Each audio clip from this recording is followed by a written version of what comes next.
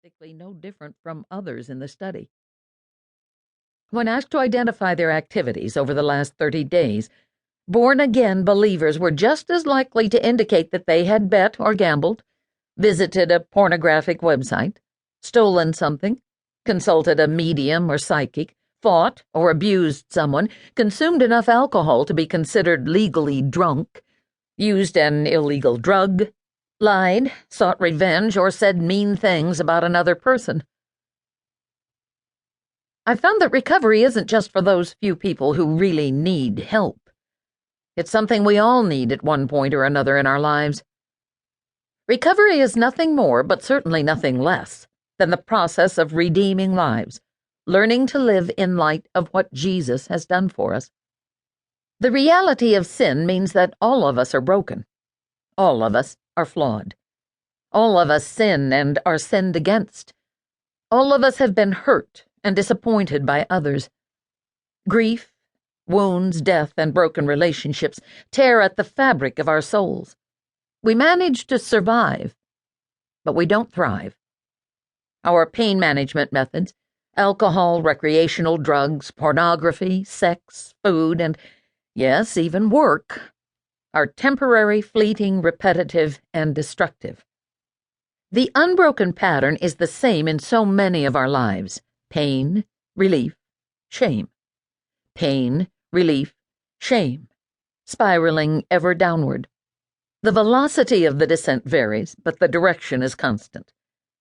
We need a realistic understanding of how to work through our issues, our struggles with sinful behavior, so we can experience more than just relief from our struggles.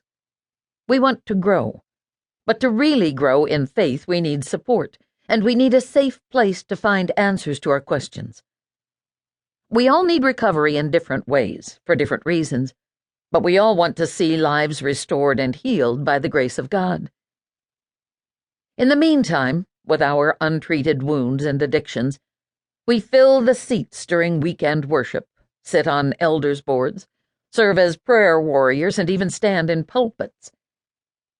We want to recover. We want to be restored. But sometimes it feels as if our desperate and sincere prayers go unanswered, and we are left wondering, why do the promises of peace, healing, and transformation seem to elude me and my family?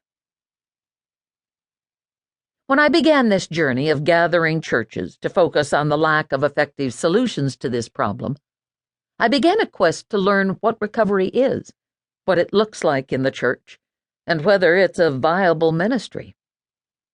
Are there churches where God is at work healing lives and restoring people to wholeness?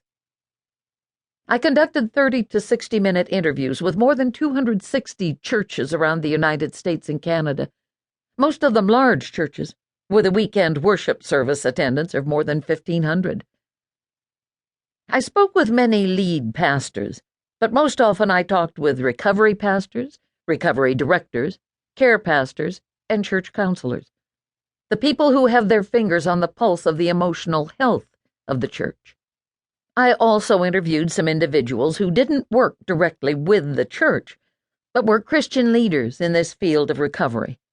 I read scores of books on various recovery-related topics and attended numerous conferences over a period of several years.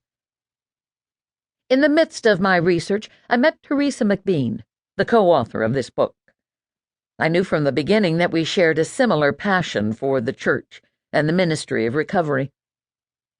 Teresa and her team have successfully planted 3 recovery communities, churches where people are experiencing the freedom that is found only in Christ. She possesses a depth of understanding about the day-in and day-out workings of recovery ministry in the church.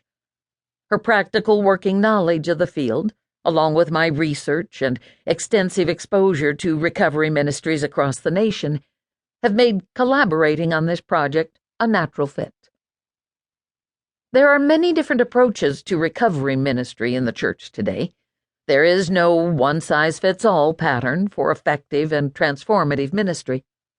And the good news is that across the nation, hopeless and helpless people are finding their way back to God, both within the 4 walls of the church